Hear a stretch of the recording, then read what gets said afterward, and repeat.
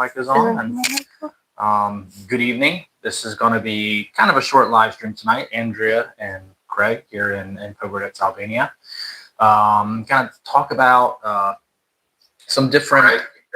We're going to talk about some of the weird things here in Albania that people might not be used to, and actually most of them really aren't Albania specific. Some of them are Southern European specific, and some of them are just European specific. But we've noticed so just oddities when you're an American, not in America. Right, little things that you're like, wait, what? Like, why is it like this? And then we'll end on a very positive note with one of the things that is also an oddity here. That's very nice. Yeah. Alyssa Scrabble Buddy, hello. Hi, Alyssa. Glad you're here. So again, it's going to be really short tonight. I'm going to do about 30 minutes, and then we are going to transfer over to Andrea's channel, which is New Life Albania. And on her channel, we'll talk more about some personal things. So we had the festival here. It was Jesse, who is Andrea's son's birthday today, and we have some company in town as well. And then there's a couple other things you want to talk about. I think that's about it, and we'll see how long that takes us. And if we still have time left, I'll have a couple of talking points for Jesse, since he typically isn't on our live streams. And I think it'd be fun to have him talk a little bit about his experience being a teenager here in Albania. He says he's going to pop in and join us, but he said that before, so we'll see. No, he's committed to this one. Getting lots of happy birthdays for Jesse. So very nice. We'll definitely pass that on to him, and hopefully you'll get to see him too. Yeah, so thank you all for joining us. So again, screw over some life in Albania oddities here. Your Aunt Chickie's here for 30 minutes. Hey, Aunt Chickie, wish you were joining us because her sister and her brother, who is my father, are in town visiting with my mom. So again, we'll talk about some of that stuff when we switch over to New Life Albania, which is Andrea's channel, and have a little bit more of just kind of a casual thing and talk about the Wine and Chestnut Festival and that sort of thing. So welcome, everyone. Thank you so much for joining us. We really appreciate it. And Dan says hi from Valentino as well. Hello. Thanks for joining us. Hello. Valentino, looking forward to hanging out with him soon. So hi, Regina. Regina's here too. Yeah, Regina glad you're here. We've been missing you in the live chat, so it's been. Hi, Mary. It's nice to have you here. Hello, Mary. Hi, Spider Webster. Lots of happy birthdays for Jess. I'll be sure to pass all this on to him, and hopefully he'll bop in before too long. Yeah, so that'll be when we switch over in a half hour. We'll go to Andrew's channel, New Life Albania, and we'll talk about some of those things. But tonight on my channel, for the next 28 minutes or however long we have left here, we're going to talk about some of the things that when you come to Albania you might not like, or might just find odd and strange. And we'll start with food and restaurants. So the food here is amazing. Nothing like that. Yeah. But if you're used to like American style service, that's not how it's going to be. It's very different. It's very different. So one thing that actually, hi, Michelle. Hello, Michelle. It can be really kind of annoying. Actually, it's not. It is annoying. So she and I, or if you're here and you go out with several people, just as an example. Andrea and I will go out and we'll have a date. We want to go out to a nice restaurant and have a good meal, and she'll order something and I'll order something. And most of the time they won't bring them out at the same time. So they'll bring out, whichever one they finish first comes out first. And then you either sit there and let it get cold, or you wait for the other person, or you just eat in front of the other person, which is awkward. And there have been times when it has been there's been a 20-minute gap. There was one time it was more than that. Yeah. There was one time when I got my soup, and I was trying to eat super slow, and then I offered you some, and then it was done, and then we still had to wait. It was at least 30 minutes, maybe more. And now that was extreme. It's normally not that long. But normally, it's normally it can be 10 minutes or so. But it is it's even 10 minutes. If you order a plate of pasta and somebody else ordered a steak or something like that, one of you is sitting there and it's getting cold. And the more people you have, the more this happens. So like at a table of 6, it'll probably come out one at a time. 5 minutes later, something else. 5 minutes later, something else. I remember we went out with some of our friends here once, and we all got our meals but one person, and they didn't get theirs until everyone else was done.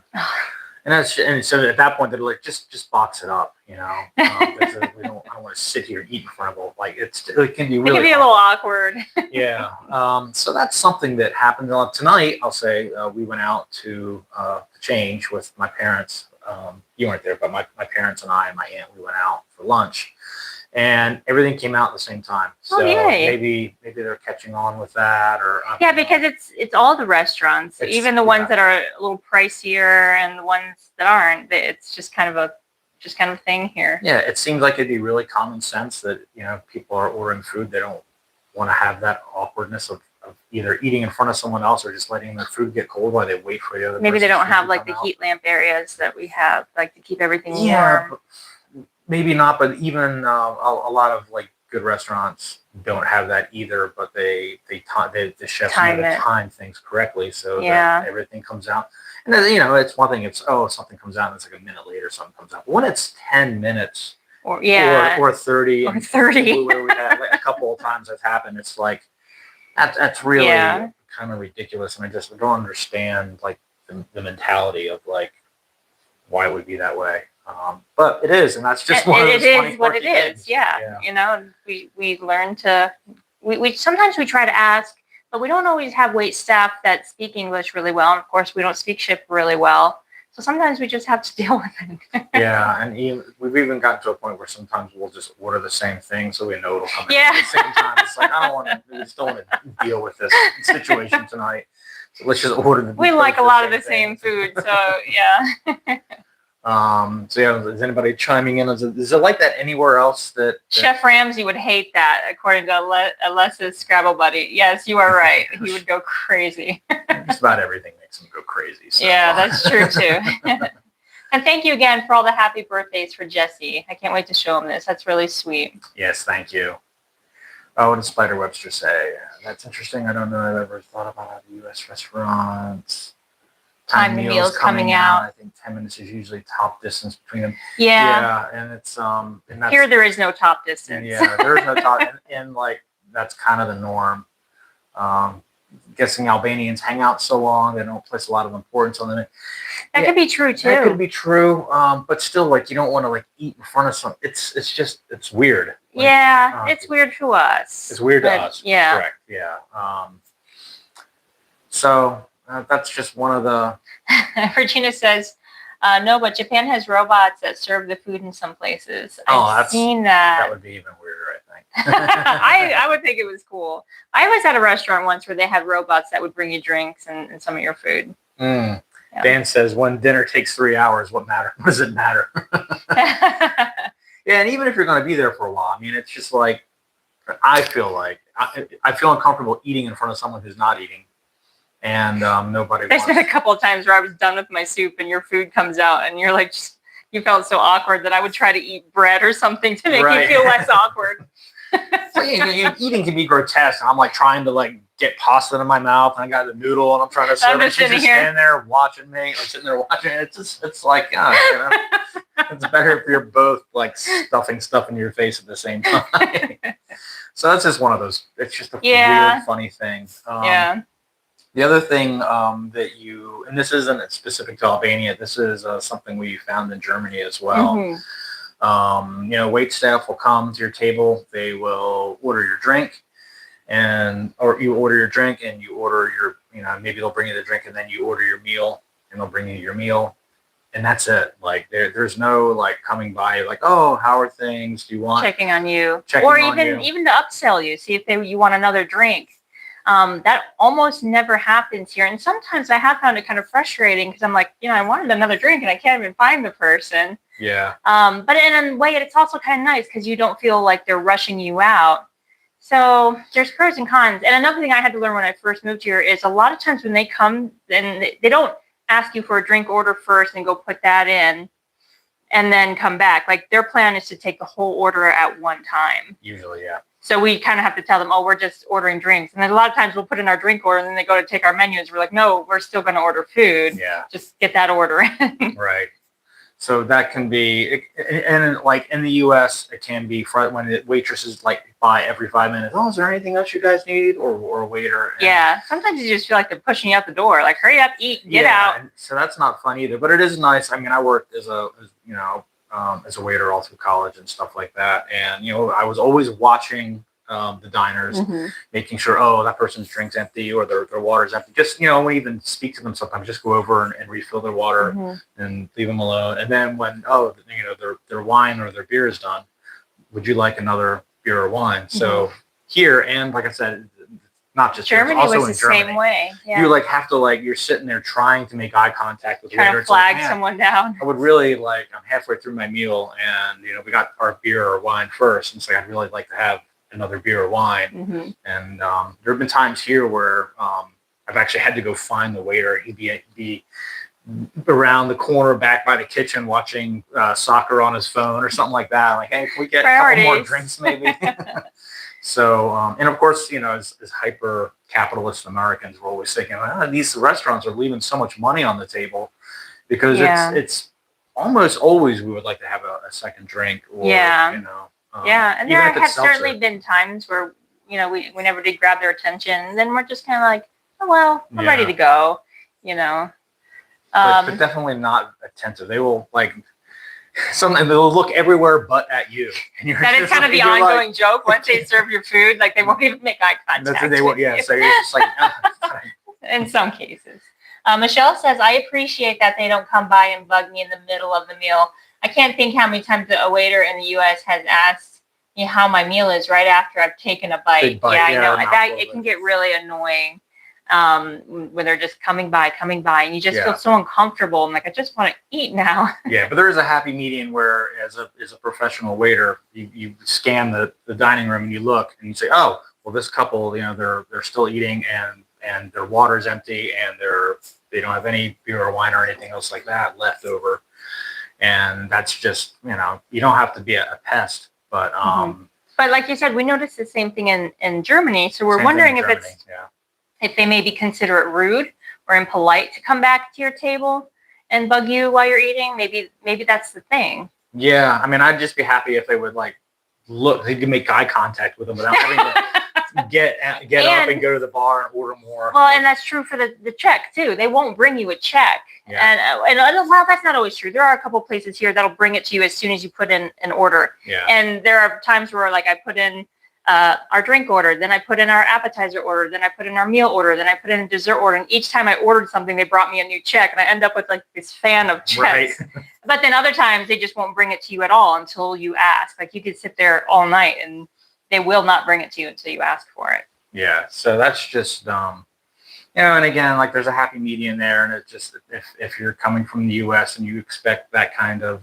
service, professional wait staff service, you're not gonna get that. And normally they do not bring you the check. That's the same thing where you'll be done and you'll just have to try and get the waiter's attention, and someone won't see them for 10, 15 minutes. And I mean, that part of that's just, the culture we were raised in, where it's go, go, go. And it's we're done eating our food. We're here for a limited time. We want to go out and do other things, and trying to we just want to pay the bill and go. Yeah. But everything moves a little slower here. And that's one of those things. It's it's a pro and it's a con, depending on if you're in a rush or not. And like I said, when I was a waiter, I was very conscious about not bothering people, but constantly monitoring their beverage levels and stuff like that. And then at least coming back once to the table once, maybe, is there anything else you guys would like? Yeah. And then leaving them alone and just, but you're going to have to wave people down. And that's just part of it. But the food here is amazing. It really is. That certainly makes up for that inconvenience. Yeah. God, it's very rare to have a bad meal. Very rare. Yeah, and I don't know that I've ever had a bad one. I've had some that were less great. Yeah, I've had some bad ones, but it was normally in more fast food type places. Yeah. You have had a couple. Yeah. Lots of them, can even add this to this. Like getting a good ham cheeseburger here is it's hard. Really hard, and sometimes they're really good, but most of the time it's this like weird blonde meat. It's not even It's like not beef. Real ground beef, or it's some kind of mixed meat. Yeah. And I forget they have a name for that, and it's like a mixed meat. It's whatever's left over they grind up together. Yeah, and that's been no bueno. Yeah. It's not so great. Yeah. But then when there is a place in town that has an amazing burger. The only problem is they have very limited indoor seating, and like 90% of their seating is outdoors.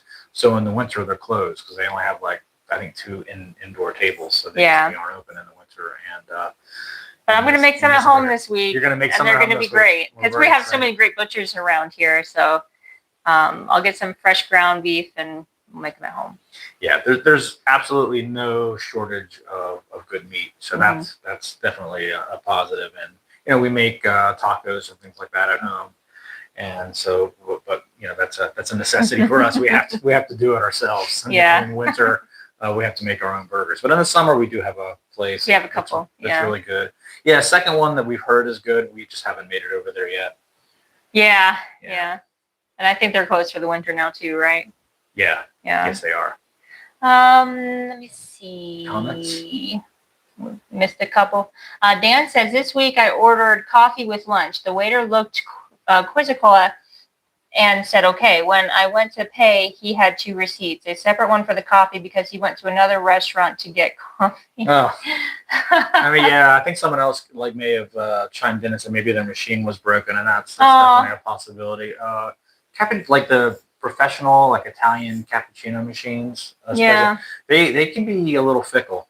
We had one at the Greek restaurant that I worked at in college, and there were several times we had to have the professional come out and do work on it. They operate under really high pressure, and there's valves and stuff in there, and sometimes they stick or they go bad. So that's just a thing that happens sometimes. And on that note, what I think is really cool is I've noticed a good camaraderie between the restaurants here. Hey, Jess, we're live streaming, but you're welcome to pop in if you want. Lots of people said happy birthday to you. Yes, lots of happy birthdays. Yeah. Yes. Jesse's gonna come in and say hi. Pop in. Hi guys, how's it going? It's Jesse. So I'm just gonna scroll back here to show you all the happy birthdays you got. You had so many birthday wishes. Oh, that's so nice. Yeah, so many of them here. A lot of these peeps are regulars. Wow. They show up all the time. Yes. So thank you, everyone. Yes, thank you, everyone. And you're gonna come back and do the live stream when your mom comes on, right? When it's hers. Yes, I will come back and I will. And about 12 minutes, when we're live streaming, Jesse's going to come on. We're going to talk a little bit about his birthday party and all that. The festival. I'll be on for a lot longer on her live stream. So. Yeah. Well, thanks for popping in. It was nice of you. Yeah, it's nice. So come back to see get more Jesse. But what I was going to say is that there seems to be a good relationship between the businesses here. Yeah. Like I've seen on a lot of occasions where you order something or the employees from one restaurant will run to next door, run even down the block to go maybe exchange money or whatever, or get something they're missing. They all seem to work together, which is really kind of nice. Yeah. So it wouldn't surprise me if they're just like, well, if you need coffee, I'm going next door to get you one. Yeah, absolutely. That's been something I've noticed as well as everyone. In fact, we found out, we were just talking about how hard it is to get a good burger here, and we do have a place that has good cheeseburgers in the summer. And last time we were there getting a cheeseburger, that's how we found out about the second place, because our waiter was like, oh, this other place also has a good cheeseburger. Yeah. So it's like, you're sending you're advertising, away. But that's also kind of nice, is that they don't have that competition mentality. They have the we all support each other mentality. Yeah, so that was really cool. Spider Webster says, pros and cons. I'm someone who feels a lot of guilt if I linger at a table, even if I've ordered a full meal and it's my whole reason to be there, to have somewhere besides home to hang out. I know what you mean. Especially if it's busy, then sometimes I'm like, oh, okay, let's free up some space. But a lot of times we go to the restaurants and they're just pretty empty. So yeah. So then we'll hit on one more thing that I would say is kind of negative, and then we'll end it on a positive note. One of the things that we really love about Albania and Albanians. So the next one would be, as the Brits would say, queuing, which is Oh, getting this annoys me. Oh, I mean, I don't see how this doesn't make everyone a fear. Oh my gosh, this annoys me so bad. And this is not an Albanian exclusive thing. I've had this happen in Italy as well. People are not good at queuing or standing in line here. If you leave like a couple centimeters of space in between you and the person in front of you, someone will cut in front of you, and they'll do this on the road too. It's like we're in line. This is clearly a line. There's 10 people. This has happened the other day when we were out shopping. Yes. And Andrea left a little bit of a gap, and this lady just boop pops in front of like 12 of us and puts her stuff on the counter to be rung up, and it's like where else? Oh, I was going to the airport to pick up Jesse, and I'm in the cab, and there's a line to get in. It's busy. Everyone is getting out and just trying to wedge themselves back in front. So it was such a cluster. It was such an unbelievable mess because no one would wait in line. And of course, there were no police officers there to like help direct traffic.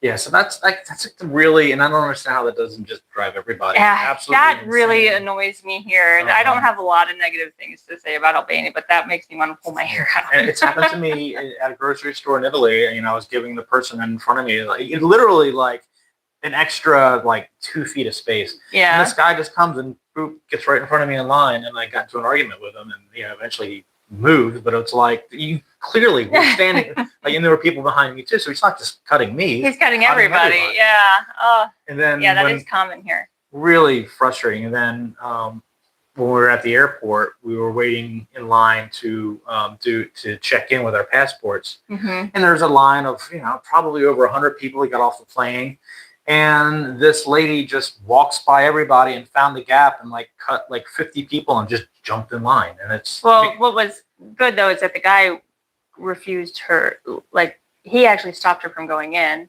Yeah. Oh, that's a different. No, this happened twice. This is when we first got there. Yeah. When we landed, when we left Albania and went to Germany, and we were in the line to check in, there was all those people, and that one lady just she had her daughter, and she just walked until she found the gap, and then just inserted herself. And then when we were leaving Germany to come back to Albania, they were doing the priority boarding, and so we had paid extra to do priority boarding, and we were in line with the other priority boarding people. And lady came up and she tried to get in, and they're like, oh, and she didn't have the right passport, she didn't have the right paperwork, she wasn't priority boarding, and they're like, no, you can't, you have to wait until we call your boarding group. And then she just stood there in everybody's way and made it hard for anybody to get through that line. And it was just like, it was really strange. So those are the queuing, standing in line in Southern Europe. I don't think I've ever had it happen in Greece, but it definitely happened in Italy, and it happens here quite a bit. So and people will get because of this, people will get really close. So expect like body contact. And that's funny. That was something I noticed as soon as we got here that I found really odd, because I was fresh out of the United States and had never traveled before. And I'm in line, I think for a ladies' restroom, and the lady behind me was like touching me, like bumping into me. So I scoot forward a little bit. She scoots forward and she's touching me. So I scoot forward a little more and she scoots forward. And finally, there's nowhere for me to go. She's just like touching me. And I'm like, okay, I guess this is what we do here. And at some point, she turned around to talk to the lady behind her. And she's literally like leaning up against me like I was a wall. She was a really short old lady. And she was just like leaning on me like it was nothing. And I was like, okay, I guess this is what we do. But maybe that's how you keep people from cutting in front of you. She didn't want to leave a gap. She didn't want anyone cutting her spots. So I guess that's just part of it. So, and that is like all Southern Europe. They have a reputation for that, for being bad at queuing. And of course, Germans and English people and people in northern France and Scandinavian countries are very good about getting in line. Yeah, in the U.S., it would be considered rude to be that close to someone. So you always leave a gap between you. So those are a couple of things that just can drive you a little bit nuts. So now we're going to talk about the one really positive thing that is also we found pretty unique about Albania, Albanians specifically, and that is how much a stranger or neighbor for that matter will go out of their way to help you if you need help, which is like just amazing. So I can share one story where in town here in Pogradec, when I came here on a previous trip, there was a bus terminal kind of in the center of town where there was like this kind of triangular intersection, and the bus terminal was in the center. Well, the town has grown a bit since then, and it outgrew that bus terminal. But I went there to catch a bus, and there was no buses there, and I was like lost. Like I need to go to Toronto. I've got somewhere I got to be, and I just started asking people. And the bus terminal was literally like 2 blocks up from there. The new one, the new one they've just built. That's much bigger and better laid out and everything. And somebody literally took me by the hand and walked me up there. And it was just like by the hand, and I was like, "Oh, come with me!" And they showed me, and it was just incredibly nice and friendly. It's like that is like a level of kindness and helpfulness. And it's common. Like a lot of the people we know here have similar stories, and I certainly do as well. And that's how we found Gina. Tona was wandering around looking lost when she first got here, and Gina just could tell, and so she approached her and helped her, and has been helping us all ever since. Yeah, and twice now, 2 different neighbors of mine. So I would get a delivery of firewood, and they just kind of dump it on the street in front of my house. Yeah, which is it's an unpaved road, and there's only like one car down there.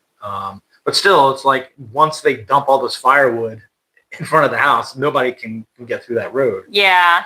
Which would be so you feel a little bit of pressure to like get it all cleaned up. Yeah. And it all had to be split as well. It was like round full logs, and on 2 different occasions, 2 different neighbors saw me out there, splitting this massive pile of wood by myself.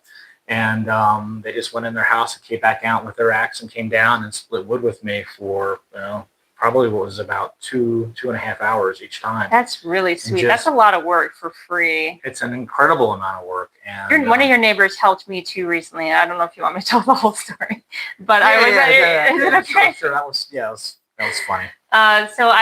Craig was not able to walk. His foot was doing really bad. So I went out to his house to feed his doggo, but I forgot the key to get in the gate. And it was a long trip for me to walk to the bus stop and get there. And I'm like, I don't have time to come back.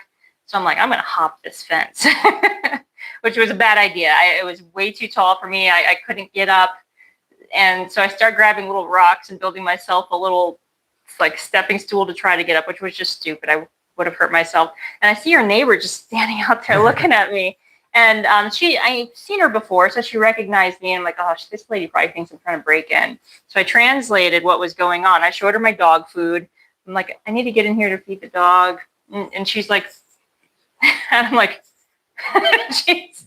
she's like, yeah. So I start walking over to the wall because she's gonna give me a boost. And before I'm even like ready, she just grabs me by both my legs and like lifts me and hoists me over the wall. Yeah, so I have a large concrete wall in front of my house, and then the rest of my orchard is surrounded by fencing, but the fencing has barbed wire on it, so it's not easy to wasn't as easy to break in as I thought it would be. No, that wall's pretty tall. Like it was taller than I thought it would be. Even with the boost, I'm a little surprised you're able to get over it. Luckily, I do have security cameras, so I'm able to watch and I can watch me break in your house. And motion sensors and all that, so I can keep an eye on it. But yeah, the wall alone apparently is not going to protect me. Not for me. Not from you. Yeah. Well, and the other thing that I'd like to point out is your neighbor recognized me. So I think she knew, she trusted the situation. I was carrying a bag of dog food and my purse. I didn't look particularly threatening. Well, you're shady. You're a little shady. She didn't think so. Michelle says, that's sweet and hilarious. Yeah.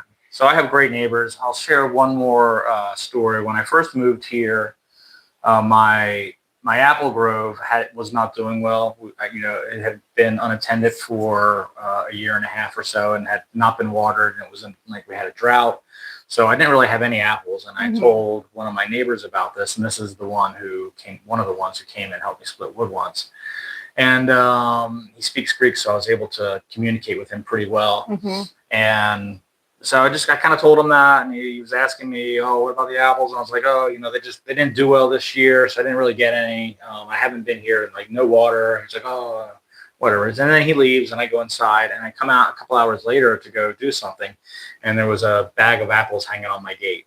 That's so sweet. So super sweet. And unfortunately, I'm actually a little bit allergic to apples, so I don't really eat them. So I had to cook them so that I could eat them. But, but that is so sweet. Super sweet, and that's just that's one of the things that you don't really. I mean, look, there's lots of nice people in the U.S. too, and I've had lots of good experiences. But I've never had somebody like take time out of their day and walk 2 blocks with me to show me where like the bus stop was or something like that, or come and see that I've got this massive pile of wood that needs to be split and dealt with, and just come down and spend like hours just splitting wood. Like it's not like these people didn't have other things that they could have been doing. Sure. And of course, all these same people I'm talking about, it's hard to even walk by their house without being invited in for coffee and a rakia. So really good stuff. I see that we're past 30 minutes now. We need to switch over to Andrea's channel. So we would love for you all to join us. We're going to talk about more personal stuff, Jesse's birthday, the wine and chestnut festival, and stuff like that. So her channel is New Life Albania, and we're going to switch over there. Hopefully we'll be there in within about 2 minutes or so. Hopefully you'll follow us over there, and sorry for any of the comments that we missed, but hopefully we'll see you here in just a bit. Thank you everyone so much for joining us. We really appreciate it. And again, that's New Life Albania. If you're not already subscribed to Andrea's channel, and talk about my foot, our visitors, the festival, Jesse's birthday, and anything else that comes to mind. And if we did miss your comment and there's something you're interested in or want to say, you can throw it up on Andrea's live stream, and we'll try and get my comment's saved too. I don't know if you've ever figured out how to do that, but I think mine's saved. Okay, so mine do. So if we miss anything, we can at least go back to it. Okay, so we'll wrap up right now and turn mine off so we can get Andrea's set up, and hopefully we'll be on New Life Albania in a couple of minutes, and we hope you all join us. Thank you, everybody. See you there. We really appreciate Thanks for coming.